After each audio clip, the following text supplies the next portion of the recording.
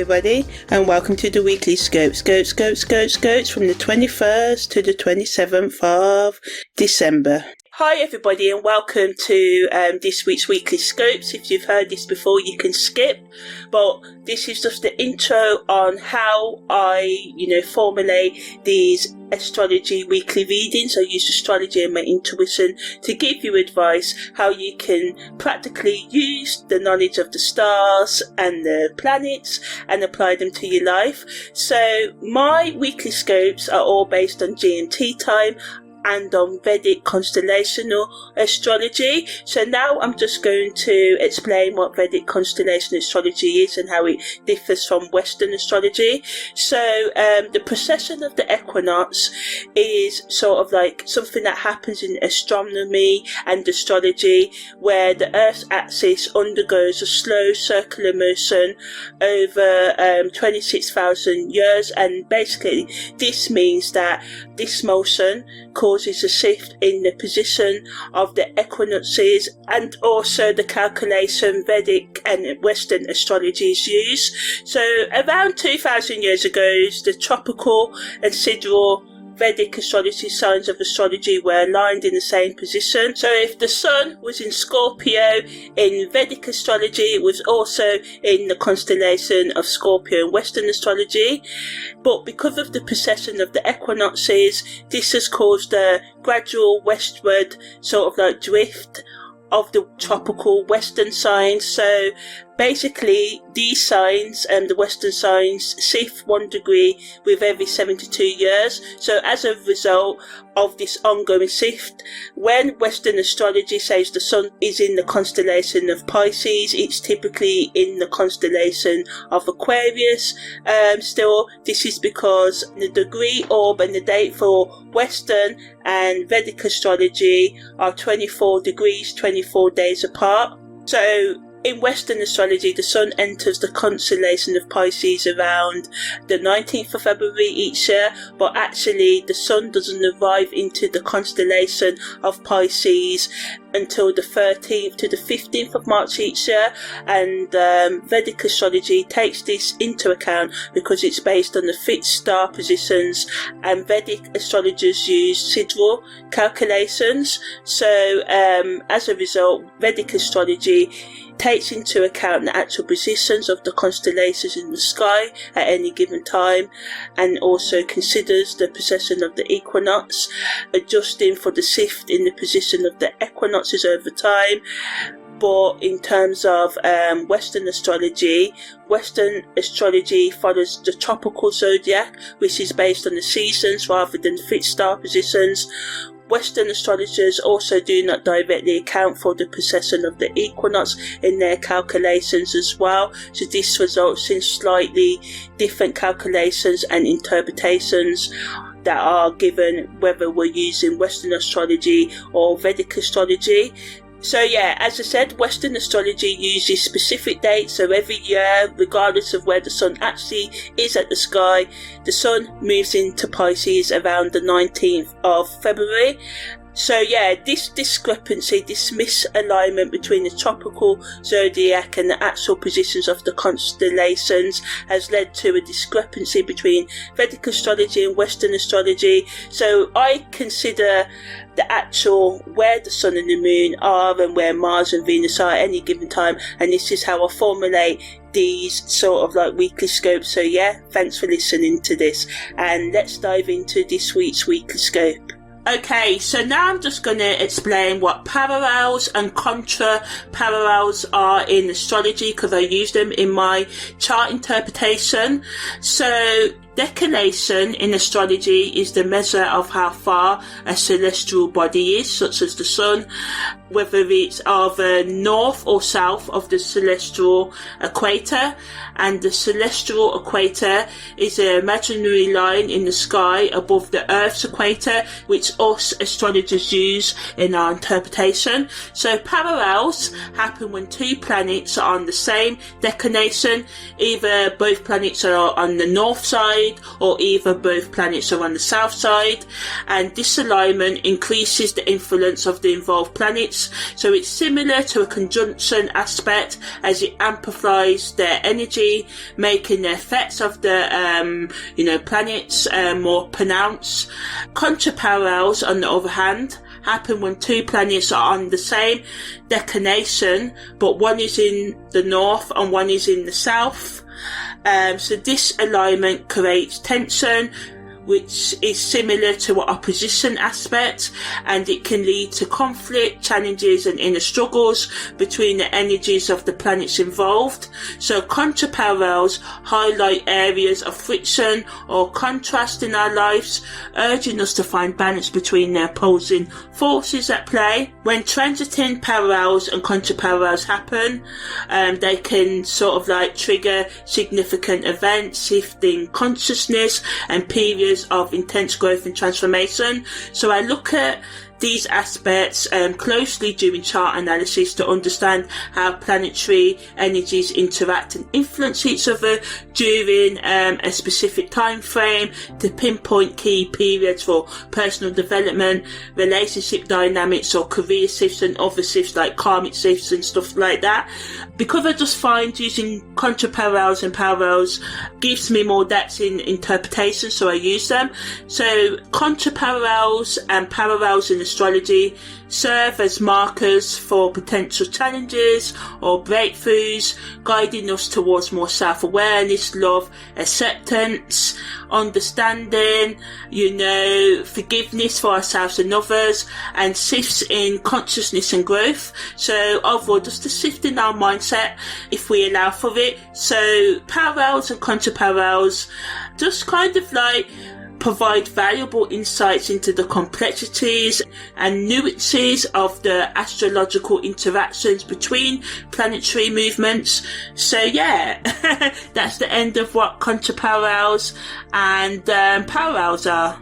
So this week we've got a Jupiter square Chiron influencing us. We've also got the winter solstice. I'm going to explain what that means a bit later on. So in terms of the main aspects, we've got the Sun making a parallel to Venus, and this is exact on the 21st of December at 12:59am. It entered on the 3rd of December, and it's also exact again on the 26th of January, and then leaves us on the 15th of February 2026. So it's lasting us for a while. And the Sun's in Sagittarius, and so is Venus. Jupiter also makes a square to Chiron, and this entered on the 9th of December, is exact at 10:07 on the 21st, which is also the day of the winter solstice, right?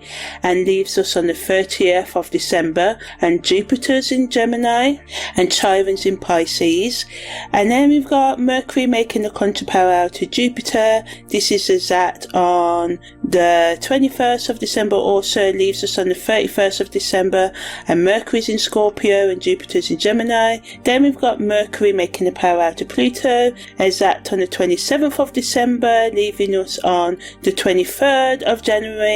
And Pluto's in Capricorn. Then we've got the Sun making a parallel to Mercury, and this is exact on the 27th of December at 6:09pm, and leaves us on the 7th of January. So I'll go into more about the dates a bit later on, but ultimately this week brings deep and meaningful changes as we travel through the winter solstice gateway, whilst Jupiter also makes a square to Chiron, and this triggers deep healing work or supporting it. Quite a few aspects of the last few weeks have been supporting us letting go as we move into the new year, right? So Jupiter's square to Chiron is all about confronting the wounds that block our growth, whilst also dealing with the day-to-day life stuff that happens, right? So the Sun's parallel to Venus represents a deep and meaningful harmony between our core identity, represented by the Sun, and our values, relationship and creative expression, which is represented by Venus, right? So just think of these two like two old friends walking in perfect sync. Parallel energy is the same as conjunction, and they're operating at the same kind of level, so allowing us to integrate our self-expression and sense of beauty, whatever that means to us, and it brings a nice energetic flow between being authentic and romantic attraction without fiction. So this is a nice aspect that is basically giving us support as we go through the other aspects that are bringing chaos this week. So this allows for us to have genuine charisma and natural magnetism, attracting things to us, just for us to sort of look on the bright side of life, or handle the conflicts more pleasantly. Jupiter square to Chiron creates productive tension between Jupiter's need to grow right and being optimistic, and Chiron's wounded healer energy. So it's like trying to grow a garden in soil that needs healing first. The expansion, the growth wants to happen, but the foundation requires attention. So the friction between growth and pain forces us to confront deep wounds before we can authentically expand, grow. And it demands that we start bypassing our psychological, emotional, spiritual and other wounds, right?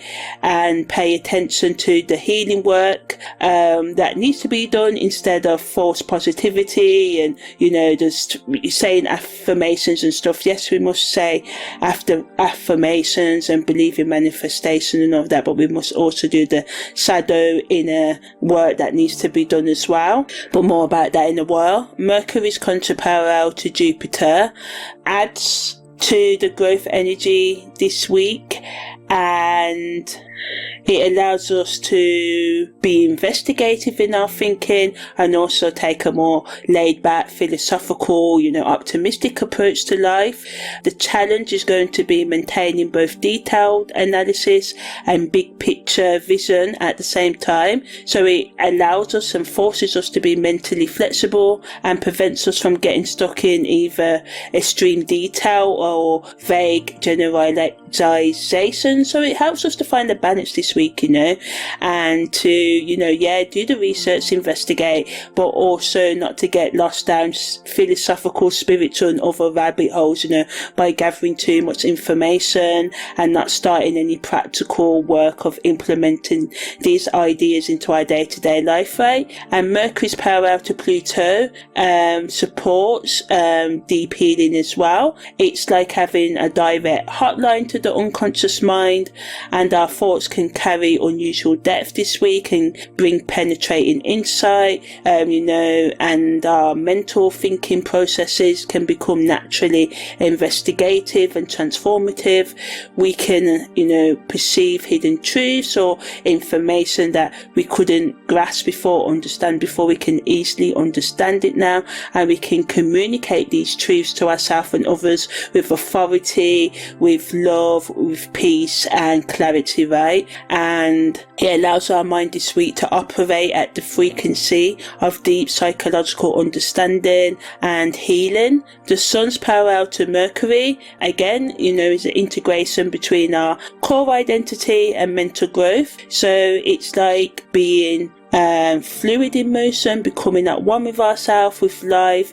It allows our communication to flow more authentically, as well as our self-expression, and there can be no gap between who we are and how we express ourselves with this. So use it wisely, because sometimes we can lack tact with this energy, although it does allow our thoughts and words and identity to operate in perfect harmony this week. So we've just gonna have Christmas, ain't we? And sometimes when we spend time with the family, truths come out and we may avoid them, but this aspect allows us to be honest.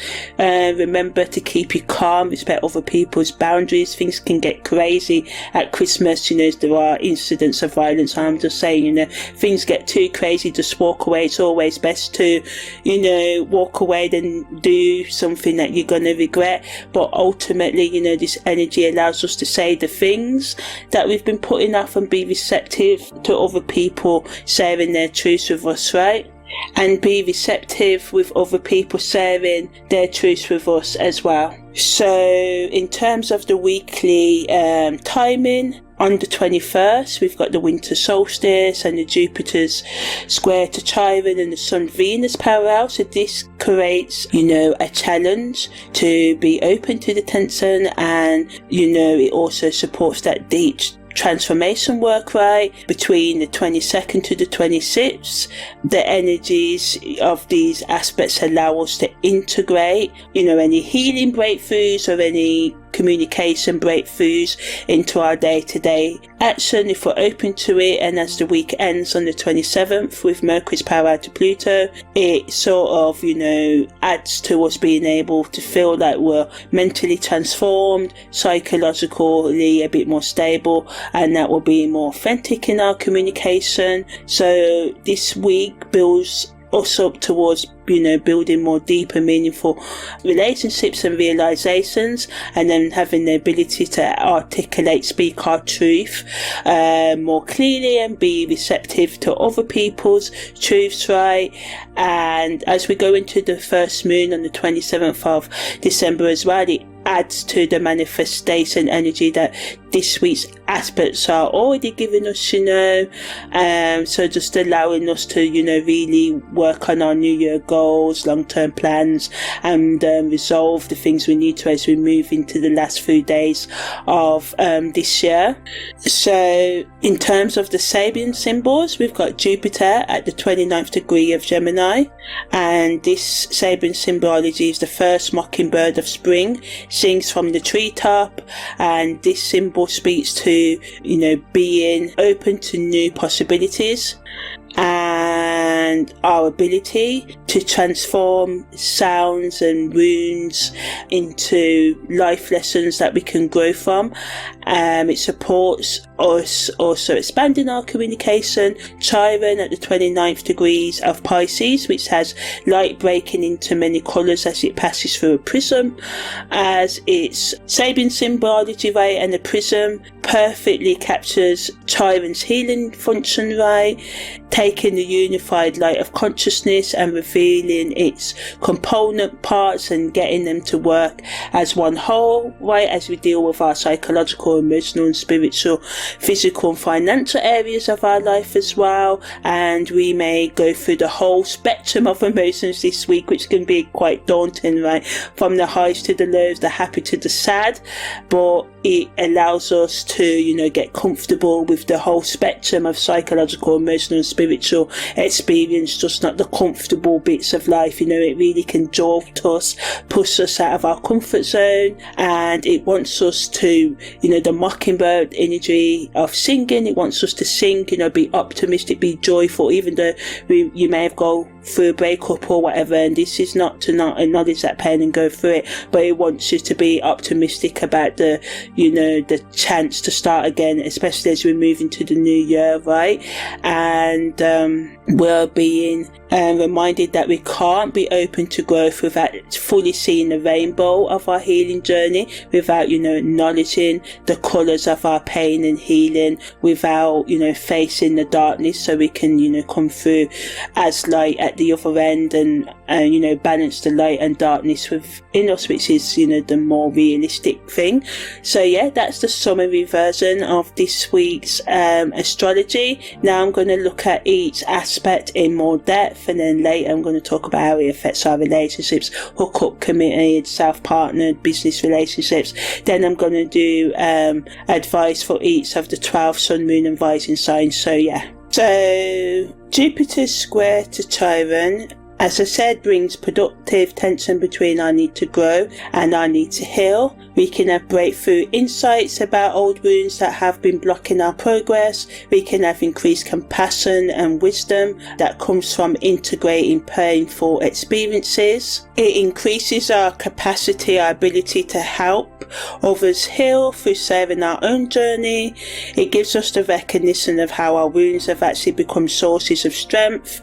We can experience feelings philosophical breakthroughs about the meaning of suffering and growth, but negatively we can have resistance to looking at the painful areas that need healing attention. We can spiritually bypass or use positivity to avoid unnecessary emotional work. We can feel overwhelmed by how much healing that needs to be done, and this is why a lot of the time we put off, you know, the inner and shadow work, right? Because it is, you know, it's not a sprint, it's a marathon. But if you keep on getting back up after each fall, having been on this journey for a while myself, I can tell you that it's worth it. There can also be conflicts between our optimistic beliefs and the reality of our ongoing pain, and we can have a pressure to, you know, grow beyond our current emotional capacity and comfort zone, and this can be daunting. You know, it can be like, oh, I don't want to grow. It can be hard, you know, it can be really draining psychologically and emotionally and spiritually, as I said.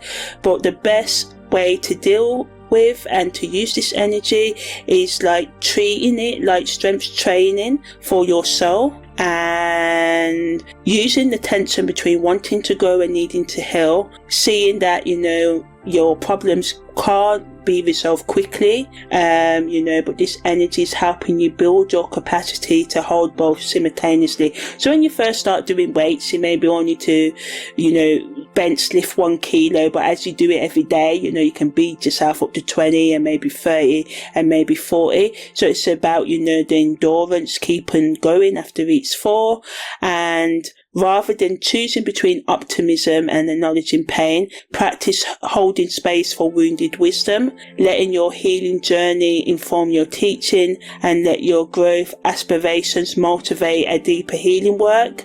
And this friction can create diamonds, so don't rush to eliminate the pressure, you know, be open to the growth energy. And the sun's parallel to Venus brings harmonious integration between our identity and our values, self and beauty, as I said. So we can have that natural presence to attract positive attention just by holding a space. So some of you may meet someone, or you just may have a nice time with your friends and family or any partners you're committed to. It brings an effortless alignment between our personal values and our daily self-expression, increases our creativity, which can flow from authentic self-knowledge, acceptance, forgiveness, right? And romantic opportunities can come into our life that align with our genuine personality. So this energy is like you're really pushing us to be authentic, and it can also bring financial opportunities through personal charm and authenticity. But negatively, we can be vain, you know, just be too conceited and just thinking that, you know, we're the best and do too much, and have an over identification with our physical attractiveness and beauty. And we can compromise our authentic self for social approval, and our financial decisions can be too influenced by aesthetic appeal. And, you know, this is the season of sales, right? We just had Christmas is coming on, and then, you know, we just had Black Friday not long ago. So of course, you know, make sure that you only spend what you can afford, and you buy things that, you know, are meant to last. You know, you may spend, I don't know, loads of money on a product that lasts like a day, but you need a product to last 10 days, but because you think it looks nice, but it may look nice, but it has no substance, you know. So just make sure you pick the things that you need, and be careful with your money. Don't be drawn into the marketing and stuff like that. And relationships can feel too easy. And, you know, this is good, because sometimes, you know, it's good to have that nice easy going, but sometimes, you know, we can choose the relationships and experiences that don't push us to grow. And of course, this week it's all about getting real about what you want to heal in your life, what you want to achieve in your life for the rest of your life, what you want to achieve next year, and how can you go about realistically doing it. If you're just going to stay in your comfort zone, where it may be nice, you may not be growing, and you may have a goal to maybe go back to school or get a better career. But if you're not pushing yourself, and sometimes we know that we have to face our psychological and emotional, spiritual pain, and we don't want to do that, so we stay where we are. So it's about getting real. And also our creative output can prioritize beauty over depth and meaning as well, so we can just do things that look pretty rather than them actually being meaningful as well. So the best use of this energy, think of it, this parallel like having perfect lightning for your authentic self. Everything becomes genuinely attractive, naturally attractive, so use this week to align your external presentation with your deepest values rather than conforming to external expectations. Let your natural energy and magnetism draw in opportunities that match your true priorities. In relationships, focus on being genuinely yourself rather than performative attractiveness. And creatively, let the beauty, show up from authenticity rather than forcing choices. Mercury's contra-parallel to Jupiter, the tension between detailed thinking and taking a more open-minded approach. So positively, it allows us to both be flexible with macro and macro perspectives, small ideas and big ideas at the same time. We can have breakthrough insights from combining details with philosophical wisdom. We can have an increased teaching ability through balancing specifics with universal principles. It can increase our problem solving by considering both immediate details and long-term implications and consequences of our actions, right? And our communication can just be more dynamic because of this, and it supports the other aspects that are helping us with this. But negatively, it can add to the mental overwhelm from overthinking and processing too much information. We can have a difficulty staying focused on specifics when big picture ideas keep emerging. Our communication can jump between details and generalizations without a clear connection, and there's a tendency to get lost in philosophical speculation rather than practical application. And we can just become impatient with the necessary detailed work when visionary ideas feel more exciting. So the best way to use this energy is to treat it like, bifocal glasses, or just, glasses that allow you to see super clear, learning to consciously adjust your mental focus rather than fighting the natural shift, the change that can happen between perspectives. Schedule specific times for detailed work and separate periods for big picture thinking. When communicating, deliberately bridge between specific examples and universal principles, and just use this tension to become more effective in your teaching or communicating by developing being comfortable and mentally flexible. So ultimately, this week's energy patterns are supporting us to have those deep and meaningful breakthroughs, allowing us to have beneficial relationships and opportunities through attracting things to us, increases our mental flexibility, allowing both detailed analysis and visionary thinking. We can be open to deep psychological insights and integrate different aspects of our personality and expression. So good for inner child work, shadow work, or the psychological work, supporting all of that. Creative inspiration can flow from authentic self-knowledge and healing our wounds, and it brings a lot of opportunities for teaching or healing others and ourselves through integrating by facing our shadow, right, by doing that psychological, emotional and spiritual healing. But we just need to watch out for the pressure. We can just feel pressure from all this energy pushing us to do the healing work, right? And it's best to do the work rather than the premature expansion attempts, but can come from I will ignore my negativity and all the negativity and just do toxic positivity, right? Because we can feel mentally overwhelmed from processing information at different scales, the big picture and the small picture, the spiritual and the logical this week. But it's very important to just slow down and don't compare your journey with anyone else. Go at your own pace, right? We also can bypass emotional, spiritual and psychological depth for superficial positivity, as I said, and aesthetic appeal, and this can bring communication challenges when we have to kind of deal with different perspectives, and we can just feel pressured, as I said, to go beyond our comfort zone in terms of our spiritual, emotional and psychological comfort zone. But remember, growth comes from going above our comfort zone by, being open to newness, right? And because there can be conflict between our optimistic beliefs and realistic timelines, this can overwhelm and we may just think, I can never be who I want to be. And this is why it's so important to make a plan and also add to that plan, time to not stick to your goals, to fail and everything. Some of the times we think, right, in 1 year I have to write this book or do this thing and reach this weight, and if I don't, I'm a failure, and then you give up for the rest of your life. No, this is about being realistic and factoring in, it can take up to 90 days to change one habit, and then you got to keep on building on that. Technically, if you're in your 20s, late 20s or early 30s, however old you are, it's going to take you about a decade to change. That's the realistic timeline. It's not going to come overnight.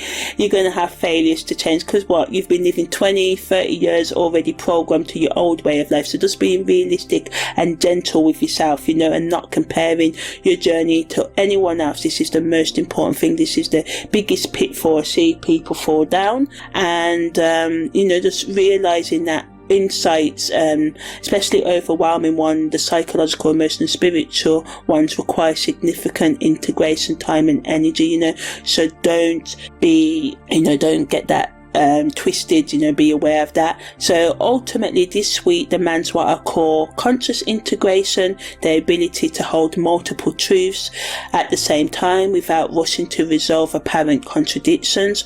Rather than choosing between healing and growth, practice expanding through healing. Let your wounds become wisdom rather than trying to transcend them prematurely. Use your natural magnetism to attract genuine connections that support both your authentic self and your healing journey. Balance detailed emotional work with big picture spiritual understanding, treating both as essential rather than competing priorities. So now I'm going to talk about how to practically use this energy in career, business and our relationship, right? So in terms of our careers, right, these aspects help us to heal wounds whilst maintaining growth and progress. Use our authentic charm in business, networking and presentations, and balance detailed planning with big picture vision in our career decisions. It allows us to step into authentic leadership that acknowledges both our strengths and weaknesses, the areas that we need to develop as well, and to confront any imposter syndrome you have, deal with past failures, and be open to transforming any professional wounds into wisdom. In our friendships, Jupiter's square to Chiron may bring old friendship wounds to the surface that need healing, so deeper authentic bonds can be repaired or formed. Mercury's energy this week increases group communication, but it also reminds us and gives us the energy to have the patience with bridging, dealing with different perspectives and ways of life, and it supports friendships that grow through mutual healing and authentic sharing rather than superficial social connections.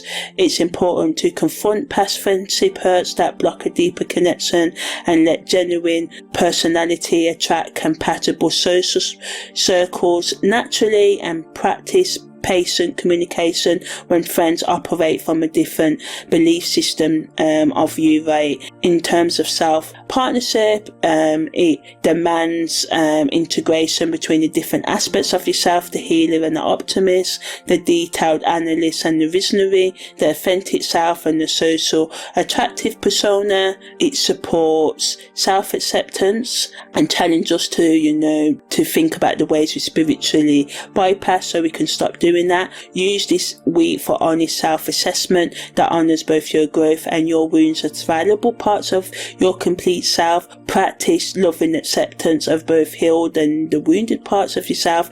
Integrate different personality facets, parts of your personality, right, rather than internalizing them and putting them all in different boxes, try and bring them all together and just allow authentic self-expression without performing for imagined audiences.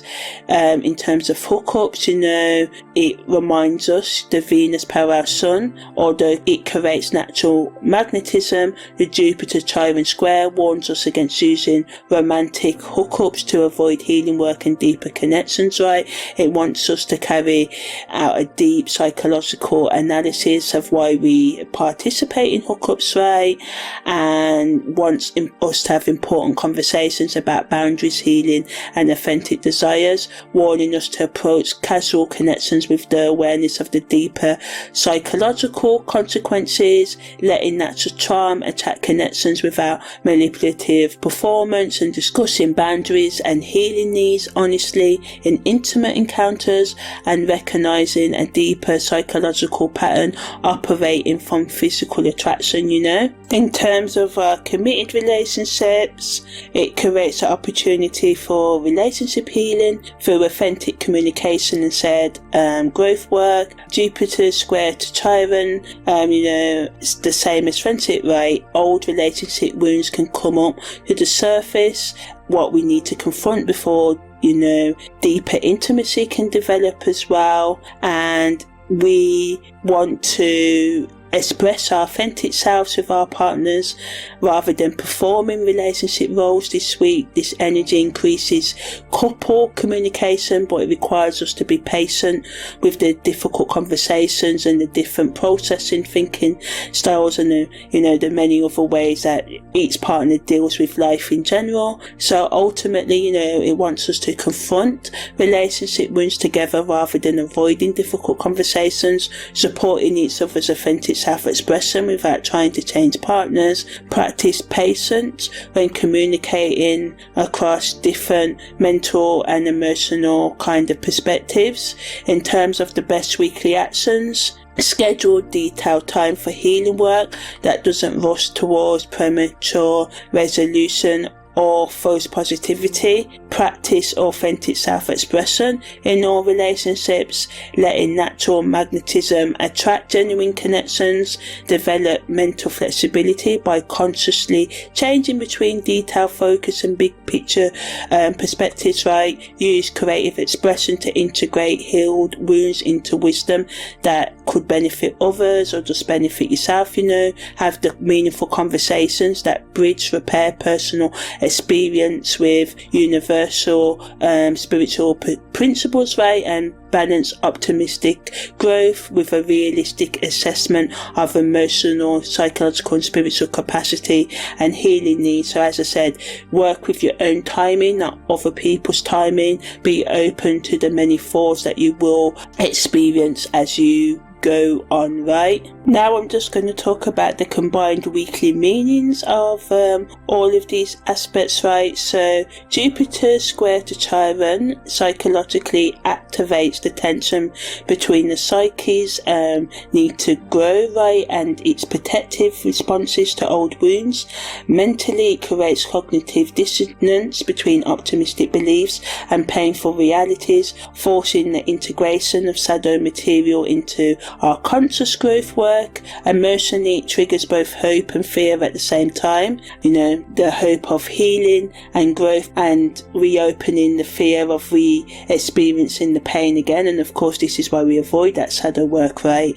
And behaviorally, it manifests as an approach avoidant pattern around growth opportunities that require confronting vulnerability and how we deal with that. And the subconscious can bring up buried wounds precisely when growth feels possible, creating necessary but uncomfortable psychological integration work. Karmically, this aspect represents a critical soul lesson around wounded healers, the understanding that our deepest wounds become our greatest source of wisdom and service, and past life patterns around spiritual authority and healing can come up for us to resolve. So the karma involves learning to grow through, dealing with the past, growing through it rather than, despite painful experiences, transforming victim consciousness into healer consciousness, allowing ourselves to, not be stunted by our comfort zones. It carries the evolutionary purpose of developing authentic spiritual authority based on integrated rather than transcended suffering. The sole lesson is that genuine expansion, growth requires honest acknowledgement of all aspects of human experience. Spiritually, this square opens doorways to authentic wisdom teachings that can come up and be found by integrating suffering.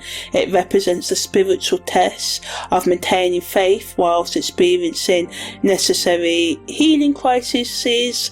The consciousness change involves moving from spiritual bypassing to spiritual integration, using spiritual practices to work with rather than escape human wounds, and divine connection can deepen through accepting the sacred nature of suffering as a path to compassion. And our higher self integration requires acknowledging the wounded self as part of rather than separate from spiritual identity. And on the subtle levels, this aspect activates the throat and heart chakras at the same time. The need to speak healing truth, represented by the throat chakra, right, whilst keeping the heart open to pain and compassion.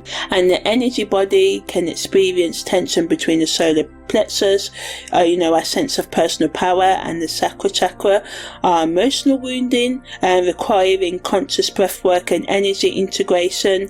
And hidden teachings can come up about the relationship between spiritual growth and psychological healing, and it influences us to be open to consciously forgiving the past, ourselves, and being open to genuine self-love. The sun's parallel to Venus again provides harmony between rational self-assessment and intuitive self-appreciation, reducing internal conflicts about our self-worth and ability to love ourselves. Emotionally, it generates a stable self-love that doesn't depend on external validation, though it attracts positive feedback naturally. Behaviorally, it manifests as authentic charisma, the ability to be genuinely attractive without performing attractiveness. Cognitively, our processes can flow more smoothly between self-focus and other awareness, and again, it wants us to resolve past life karma around beauty, worth, and authentic self-expression. Soul lessons involving learning to embody rather than seek external validation, developing inner harmony between the masculine, represented by the sun, and the feminine, represented by Venus, right? And its evolutionary purpose is the integration of personal power with heart-centered values, right? And past patterns of using beauty manipulatively or rejecting beauty as superficial can find resolution through being our authentic self right now and appreciating ourselves. The karmic gift is the ability to inspire others through genuine self-love rather than neededness, right? And this parallel can open spiritual doorways through beauty, creativity, and harmonious relationships. Consciousness can change towards recognizing the divine through aesthetic appreciation and authentic self-expression, and divine connection can flow through creative work and beautiful environments and loving relationships.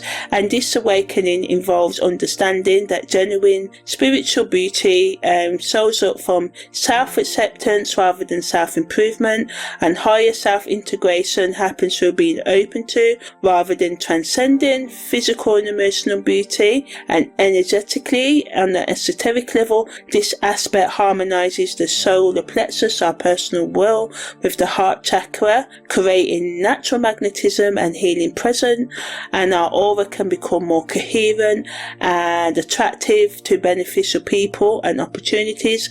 The hidden wisdom teachings can show up about the relationship between self-love and universal love. So Mercury's contra-parallel to Jupiter, again, can make our cognitive processing more flexible but scattered. So again, it requires conscious focus management.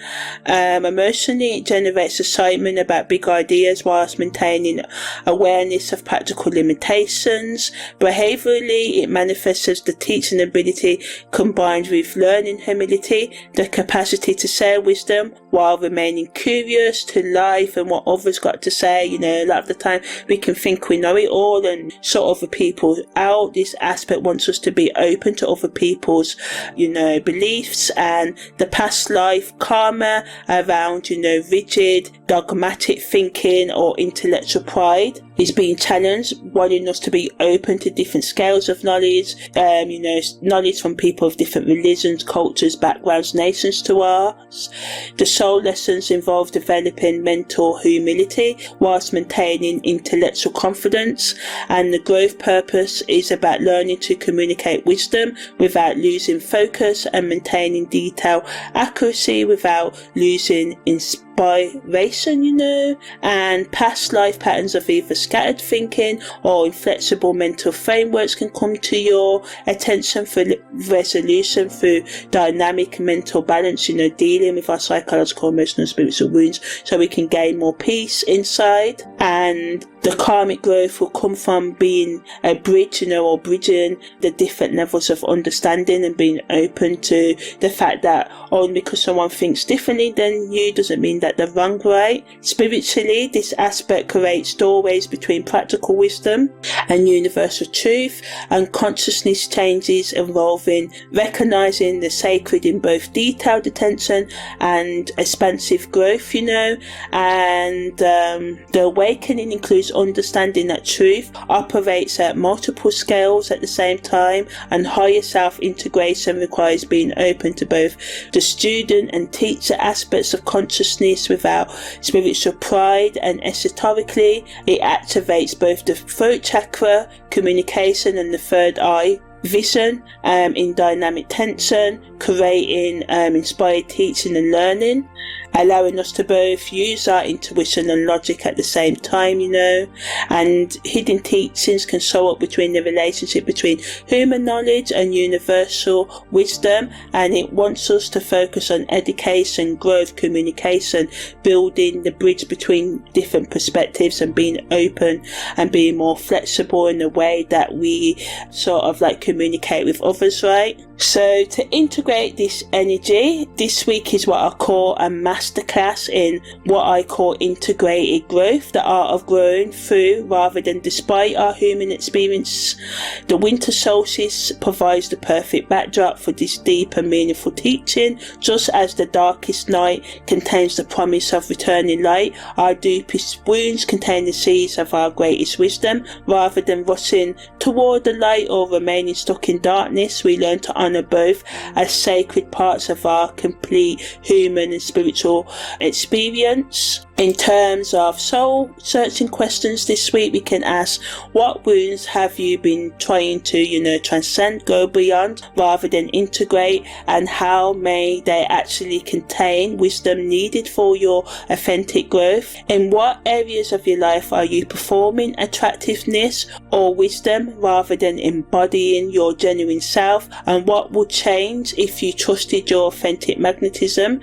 And how can you honor both the practical details and the big picture vision in your current life situation without abandoning either perspective, right? So in terms of guidance for all of the 12 sun, moon and rising signs this week, Aries, your ruling energy gets activated through the Jupiter Chiron tension in your communication and spiritual houses. This week challenges you to speak your healing truth rather than just your battle cries. Let authentic vulnerability become a new form of courage. Taurus, Venus parallel the sun brings natural magnetism to your personality, whilst Uranus receives activation communication through other weekly aspects ground your innovative insights in self-love this week.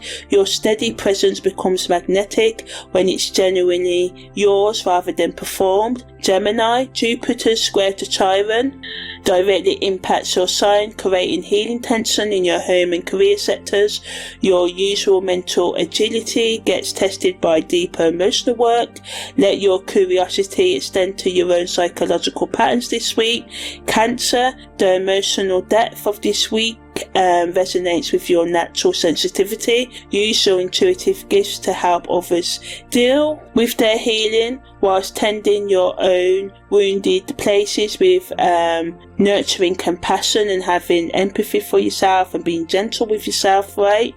Leo, the Sun parallel Venus creates natural leadership magnetism in your personality houses, see, right? And it supports authentic creative expression that comes from genuine self-love and acceptance and forgiveness rather than the need for external validation. Shine authentically this week. Virgo, your analytical gifts get increased by Mercury's dynamic aspects, and Jupiter square to Chiron challenges your service orientation. Practice discernment between helpful analysis and perfectionistic avoidance of emotional healing work this week. Choosing, who to serve, and not saying don't serve everyone, but sometimes we can create codependency and stop other people's growth by doing it for them, right?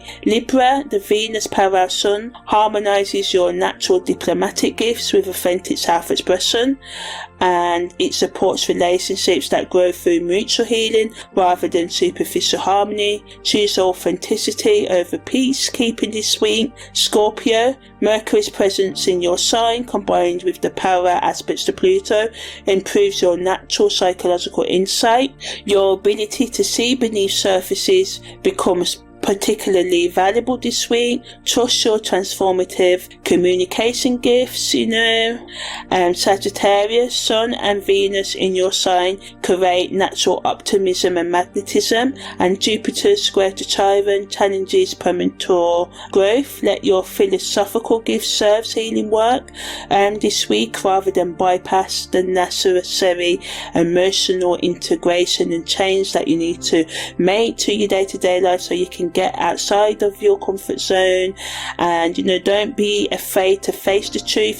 Don't grow prematurely by avoiding the shadow work. Face it with courage. Capricorn, Pluto's involvement through Mercury's aspects activates your natural authority, whilst the other aspects challenge your inflexible routines and structures. Your leadership gifts can grow through acknowledging your wounded places rather than maintaining a front, an invulnerable front, an emotional cold front that you can put on sometimes. Capricorn will just feel because you feel like you'll just lose it all together if you show some emotion, right? Aquarius, the moon's north node activity in your sign combines with various aspects, putting a spotlight on your humanitarian gifts and focus, right? Your natural ability to see universal patterns become valuable this week for collective healing work and healing yourself. Pisces, with Chiron in your sign, receiving direct activation from Jupiter square this week allows you to have a deep and meaningful healing week, and your natural compassion can go beyond your own wounds this week. Let your sensitivity become wisdom rather than overwhelm you this week, Pisces. So yeah, that's the end of the weekly guidance for you all. So in terms of content creators, this week your content should focus on creating the bridge between mixing, blending, being authentic on the personal level with universal healing content, sharing your own healing journey or other people's healing journey, being vulnerable in your content. Focus on, magnetic vulnerability rather than oversharing, sharing the right content. Don't just share to get likes or for sharing's sake, be genuine. So talk about how we can integrate growth and our need to heal as well as our need to achieve things in the world. You could share specific examples of how your own or others' wounds have become their wisdom, and how detailed inner work, whether it's inner child work, shadow work, can serve our growth and, make us come in peace, because a lot of the time we're out of peace as human beings because we're not being authentically who we are, we're being who we've been told to be, right? And you can do content on how being authentic attracts genuine connection, right? And, talking about how we can reach our goals, what is shadow work, what is inner work, what is psychological, emotional, spiritual healing, how do we do it right, combining depth and pain and suffering with beauty and optimism, right? Any work and content that dives deep, that confronts themes of healing and growth can do really, really well this week. So now I'm just going to talk about the day-to-day aspects that are adding to this week, right, and how they influence us this week. So on the 21st of December, we've got the Sun's parallel to Venus is at 1 p.m. The Sun square to Neptune is at 1:02. Venus enters out of bounds at 1:21. Venus makes a square to Saturn at 5:09. The Sun makes lots going on, right? The Sun makes a quintile to the Moon's North Node at 7:15. Jupiter's exact square to Chiron is exact at 10:08. The Sun enters out of bounds at 11:11. The winter solstice is exact at 3:03. And the Sun leaves out of bounds and comes back into bounds and marks the start of the Sun getting brighter again in the northern hemisphere. So yay to that. And that happens at 6:48. So the Sun square to Neptune can bring spiritual confusion that challenges clarity but opens mystical doorways this week. And Venus square to Saturn brings that natural grounding that we need to deal with this week's main energies that I just talked about. It also brings relationship lessons about commitment versus freedom. And the Sun's quintile to the North Node brings destined creative breakthroughs that align with our soul purpose. And the winter solstice acts as a transformational portal as we're going into Christmas, the last 9 days of the year, right? So it allows us to focus on practical healing work and be open to visionary spiritual insights and work, right? So the winter solstice creates the perfect kind of crucible, energy, gateway, whatever you want to call it. For today's complex astrological influences, we've got 6 major aspects throughout the day, serving as a initiation energy, helping us deal with this solstice. The square to Neptune opens mystical doorways whilst potentially, creating confusion about life direction. But this uncertainty serves the larger purpose of surrendering to transformation beyond psychological, logical control. And the Venus-Saturn tension requires honest assessment of relationship patterns and commitment levels. And the Sun North Node quintile adds to the creativity that we can feel this week, and we can just feel more in line with our higher purpose and destiny, right?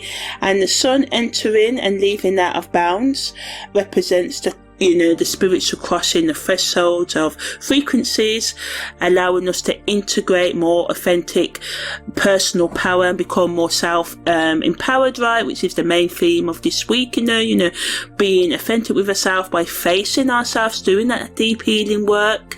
And Venus entering out of bounds allows our normal expectations of love and values to act outside of the normal realm. So this allows us to have revolutionary self-appreciation, forgiveness and love, and think outside of the box on how we relate to others, relate to ourselves, how we deal with life, right? How we go about obtaining material things, how we use our time and resources, what beauty means to us, what attractiveness means to us, right?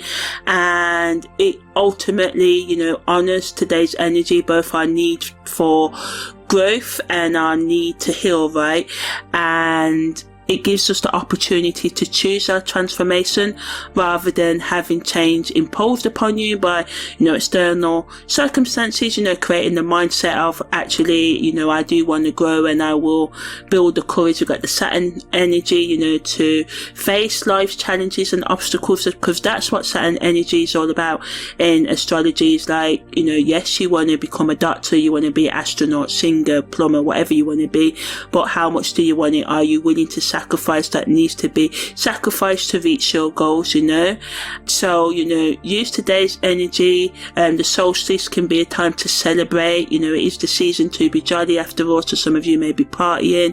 It allows us to have clearer communication about both our practical needs and visionary goals, and adds to us being able to find creative solutions to long-standing problems through combining healing work with inspired action, and negatively, as I said, it can add to the relationship tension around commitment levels and personal freedom, and the mental overwhelming chaos we can feel this week because we can have trouble processing all these different perspectives, all these different knowledge and needs, psychological, emotional, spiritual needs, right?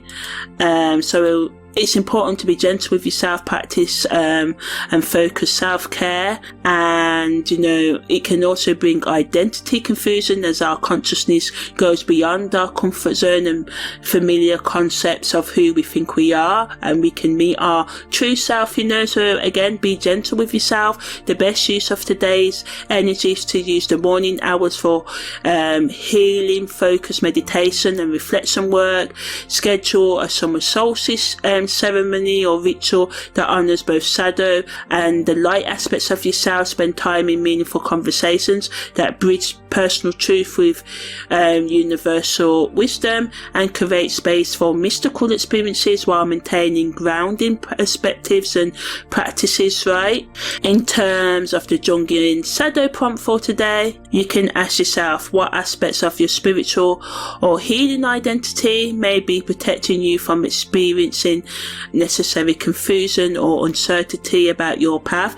And as always with Neptune energy, and it's the season to overindulge as well. Be careful of what you drink, what drugs you take, and anything else you do in excess today, because you don't want to overdo it. Sometimes we use drugs and toxic relationships and toxic things to escape our responsibilities and facing ourselves, right?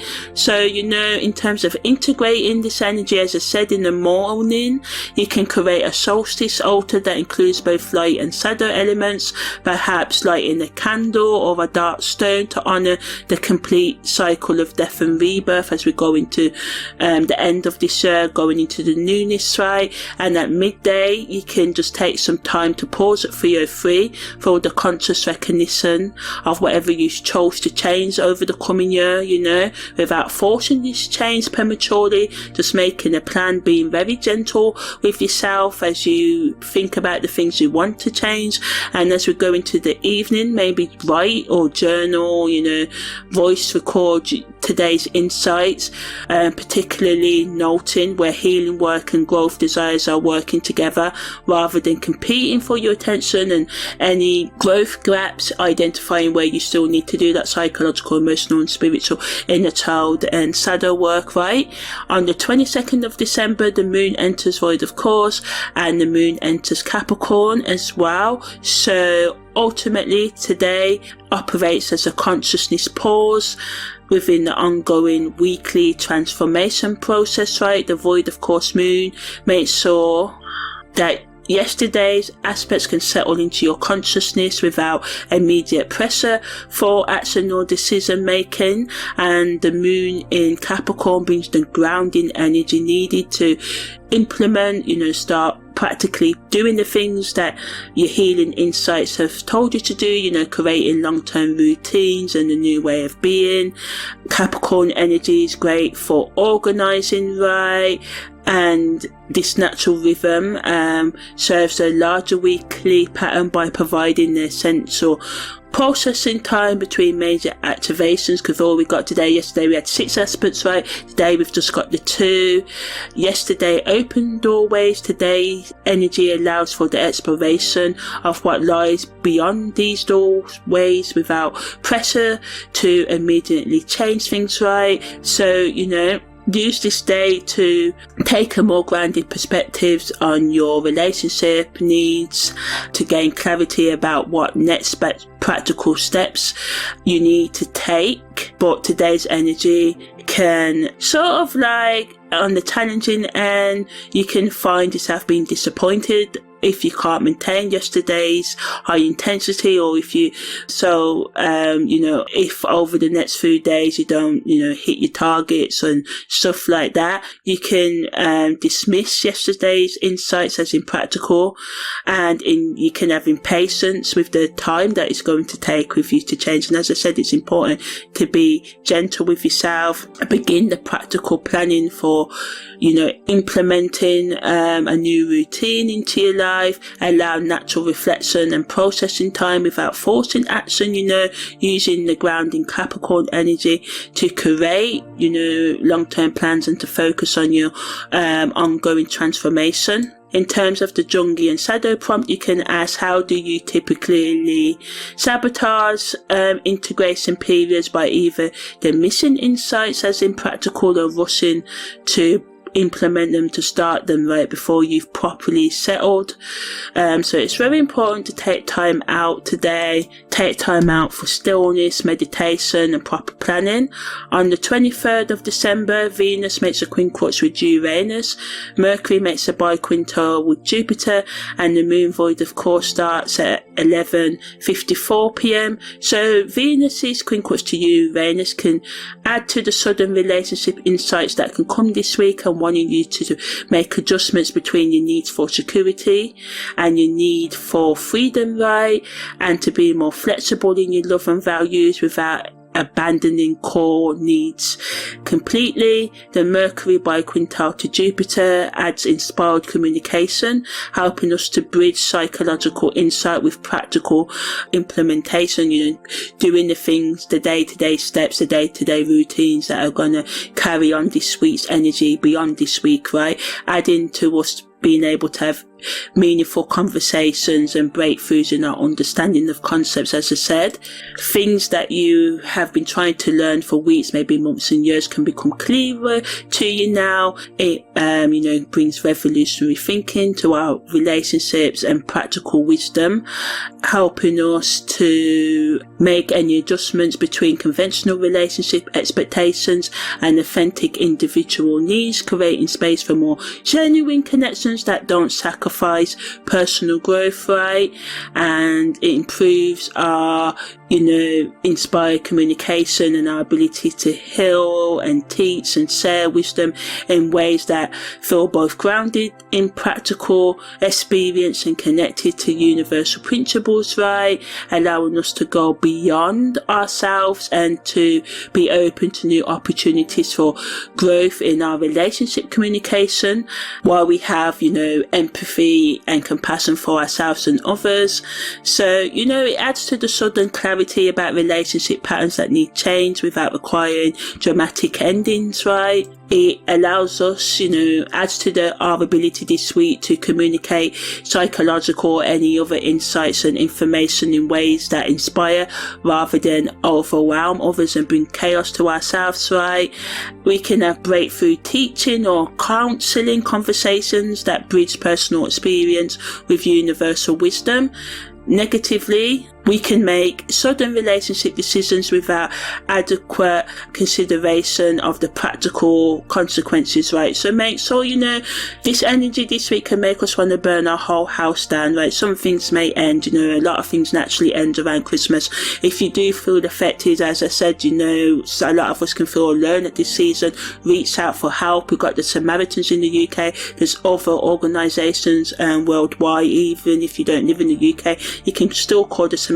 Be gentle with yourself. Don't feel bad for needing help. We all need someone to lean on sometimes, and sometimes it's better to speak to someone anonymously rather than a friend or family, especially some of us don't have those connections, right? So it also can add to us being overwhelmed by communication when we share too much psychological insights too quickly with unprepared listeners. So sometimes, like I said, it's best to reach out to people anonymously. Sometimes when we try to connect with our friends or family, they can just make us feel worse, It adds to the restlessness we can feel with our relationship routines, and we can have too much mental excitement because we've got the Uranus energy, right, about the the possibilities, and we just need to remember to stay grounded in realistic timelines. Don't push ourselves too much, do not try to grow prematurely. We can feel overwhelmed without any clear alternatives or transition plans when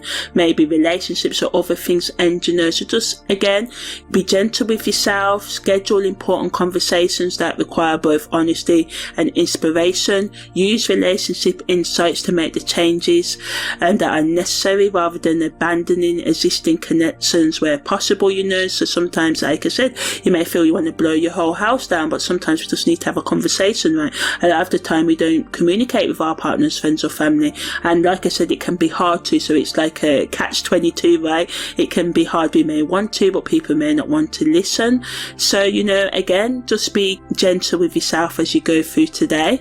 In terms of the Jungian shadow prompt, you can ask what parts of your relationship style are rebellious reactions to past restrictions rather than authentic expressions of your current needs and desires, right? On the 24th of December, Christmas Eve, we've got a crescent moon at 1:30, the sun making a semi-sextile to Pluto at 1:37, Venus makes a quintile to the moon's north node at 3:01, Venus makes a square to Neptune at 5:31, Mercury makes a semi-square to Pluto at 1:50, so another day of a lot going on, and the moon moves into Aquarius at 2:17 as well. So the Christmas Eve energy brings deep and meaningful transformation through our already challenging and spiritually and personal growth week, right? The sun semi-sextile to Pluto provides gentle but persistent transformational energy that works behind the scenes to change identity towards being more authentic. So we've been supported this week by all these little aspects with the needs of the main aspects, which is to transform ourselves, to be open to doing the psychological, emotional and spiritual work, right? Venus is quintile to the moon's north node as to the creativity and relationship opportunities that can come this week that align us more with the needs of our higher consciousness or soul. But again, the Venus square Neptune can create spiritual confusion in love, add to it as well. Then we can just ignore red flags and be open to manipulation and manipulate others. We can just feel disorientated, confused, right? But ultimately this energy opens doorways to us transcending, go beyond earthly needs and being open to a more kind of spiritual, psychological way of being. Mercury semi-square to Pluto adds to us being able to be honest in our communication and being open to growth. Mercury semi-square to Pluto adds to us being open to psychological honesty and communicating our truths, right? The crescent moon allows us to work with the manifestation energy to sort of continue to implement the changes that came up in our minds from the summer solstice energy, right? And the moon in Aquarius helps us to be innovative and focus on being more charitable, giving in the right ways, bringing that humanitarian energy. And it is the season of giving after all, so it supports community gathering and unconventional celebration as well. So it wants us, and it creates perfect conditions for Christmas celebrations that honours both traditional and authentic personal growth, allowing family gatherings to serve spiritual growth rather than spiritual bypassing. And again, if you're spending Christmas alone by choice or by other reason, just be gentle with yourself and do something nice for yourself. Don't think, oh wow, I'm alone, I can't. Buy yourself a present if you can, make yourself a nice meal, focus on how you can just be gentle and celebrate with yourself even if things are not perfect, and to just be more loving to yourself. And the Aquarius energy once again supports us being innovative in our approaches to traditions, right? Allowing Christmas celebration that honours heritage and traditions, but also the expression of our current authentic self rather than outdated family roles, being more open to meaningful exchanges. So all in all, Christmas celebrations can feel both meaningful and authentic rather than performed. It gives us an increased ability to deal with family dynamics with compassion whilst maintaining personal boundaries and truth. It allows us to be more creative in our gift giving or celebration approaches that express genuine care rather than social expectation.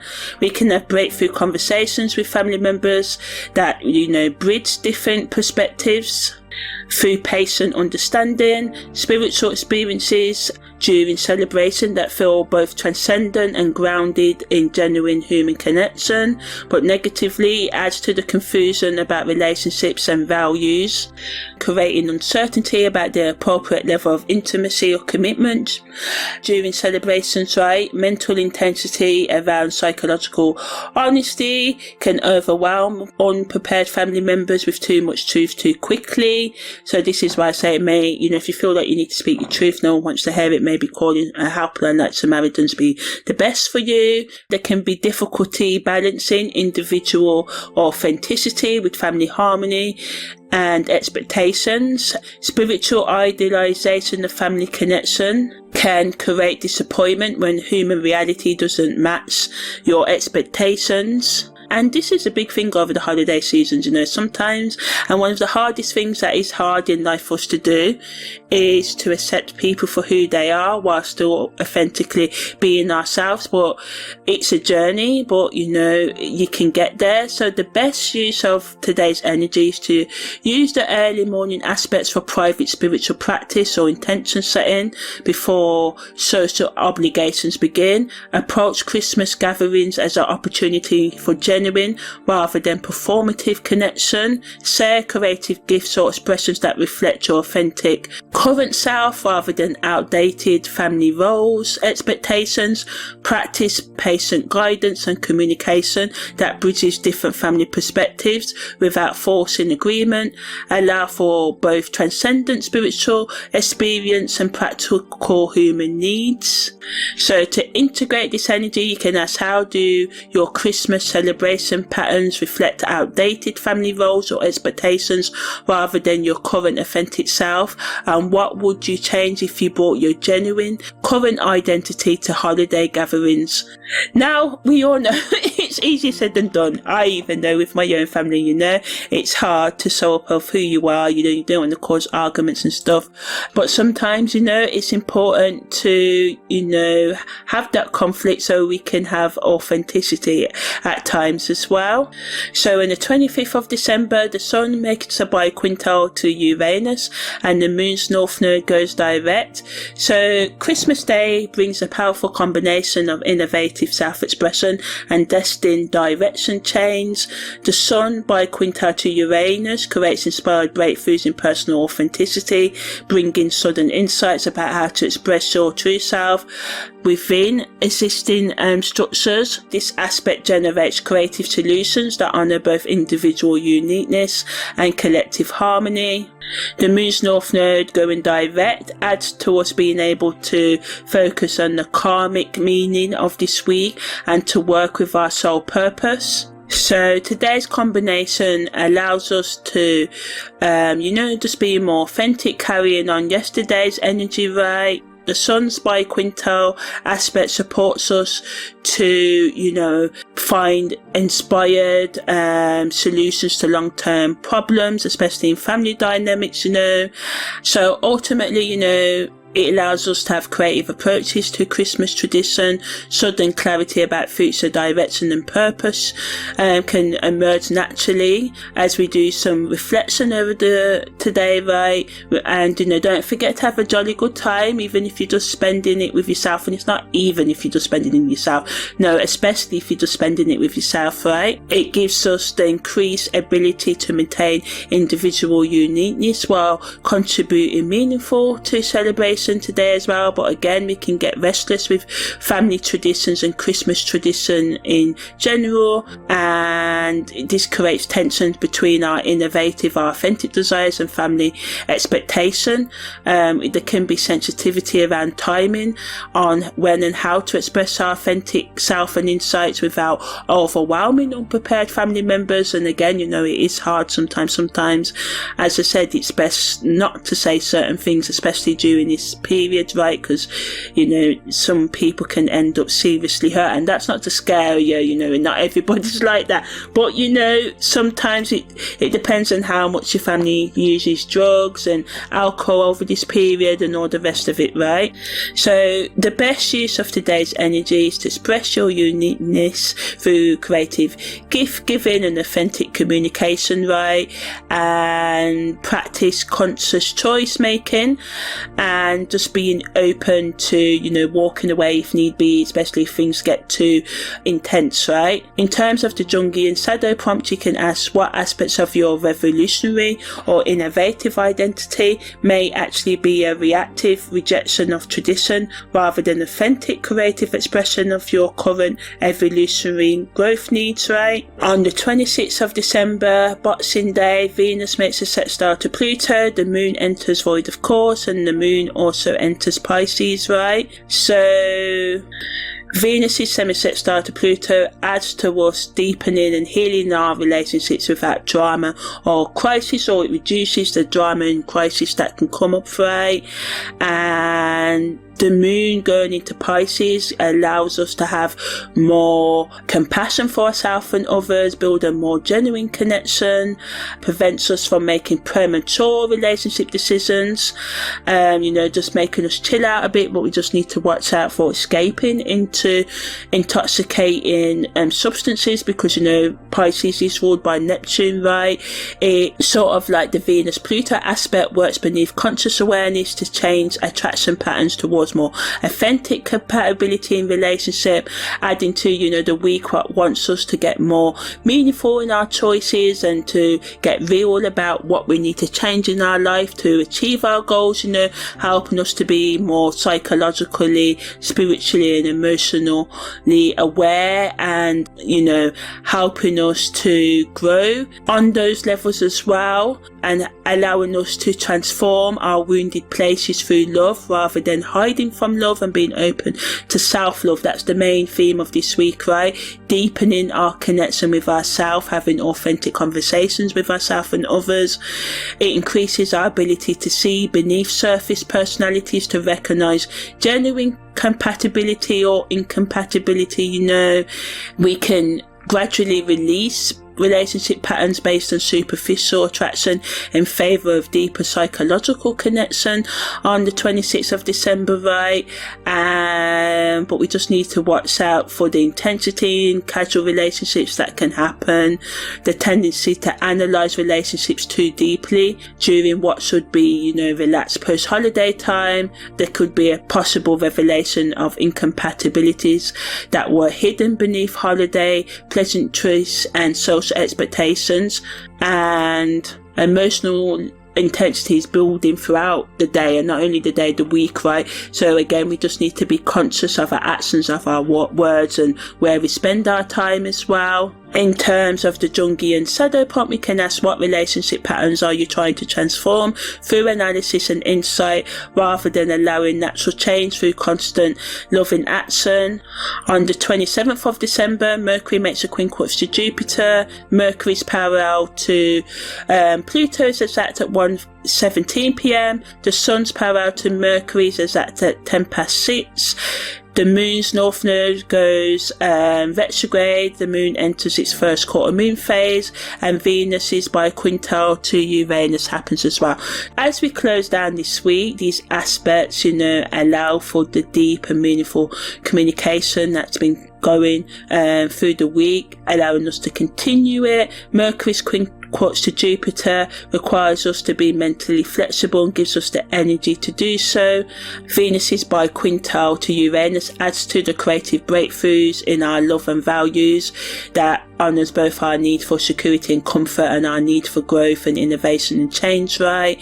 It's a powerful day of insight, that allows us to get more in touch with ourselves. So all in all, today's energy allows for us to be honest and vulnerable and be more inspired in our vision, right? Which, is the main theme of this week, and just be able to communicate psychological insights and spiritual wisdom in ways that feel supportive rather than overwhelming to ourselves and others.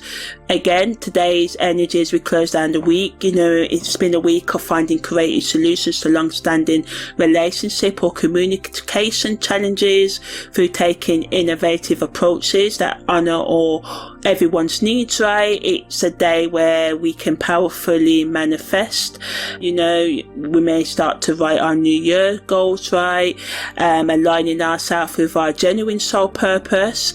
Our natural teaching or counselling abilities can come up through the integration of personal healing and expanding perspective, but we just need to watch out for the communication, sort of overwhelming communication, because there can be just so many deep psychological insights, and we can just struggle with integrating these insights. So as I said this week, really take time out to be gentle with yourself. Take the time to reassess your goals and future plans.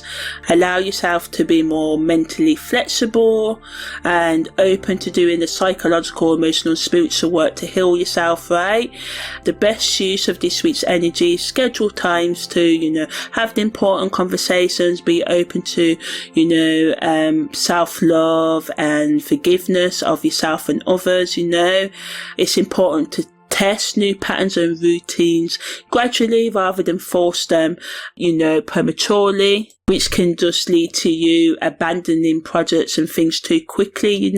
Give you time to process the information this week, and do not compare your journey to anyone else's journey, right?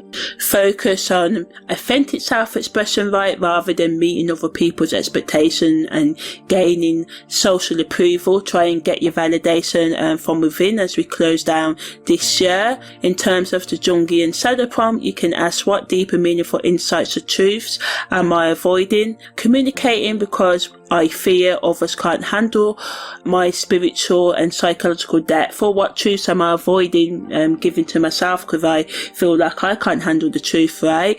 So now I'm just going to end with the weekly mantras for each sign.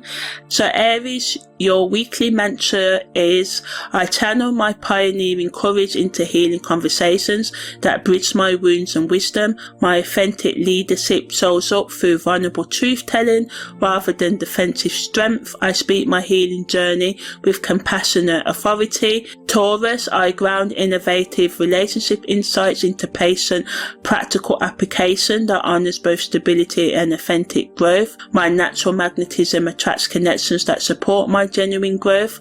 I am open to change that serves rather than threatens my core security. Gemini, I balance my mental curiosity with emotional depth, allowing healing wisdom to inform my communication.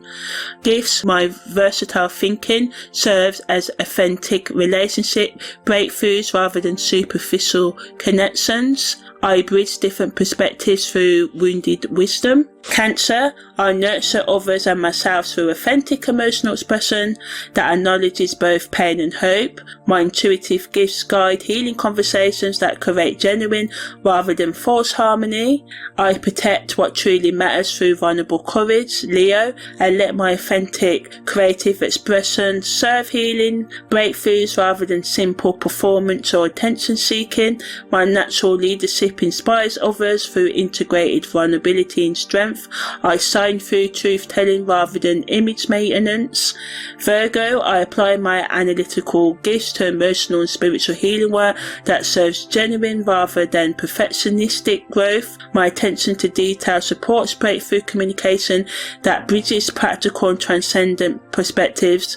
I serve through authentic rather than performed helpfulness. Libra, I create authentic harmony harmony through honest relationship communication that honours both individual truth and caring connection. Scorpio, I transform my psychological insight into healing communication that serves mutual rather than manipulative understanding. Sagittarius, I let my philosophical gifts serve practical healing work that bridges personal experience and universal wisdom. Capricorn, I build authentic authority through acknowledging both my wounds and my wisdom in service of genuine rather than conventional leadership.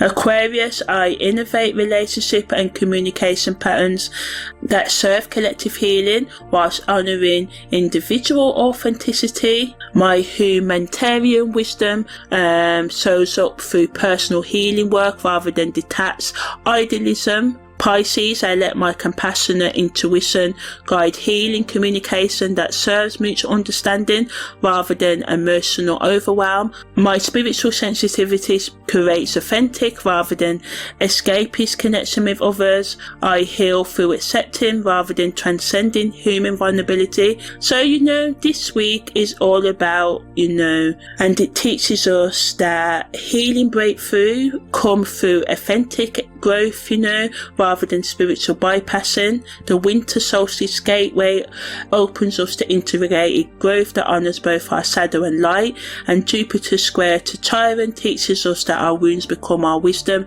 when we work with rather than despite our human experience.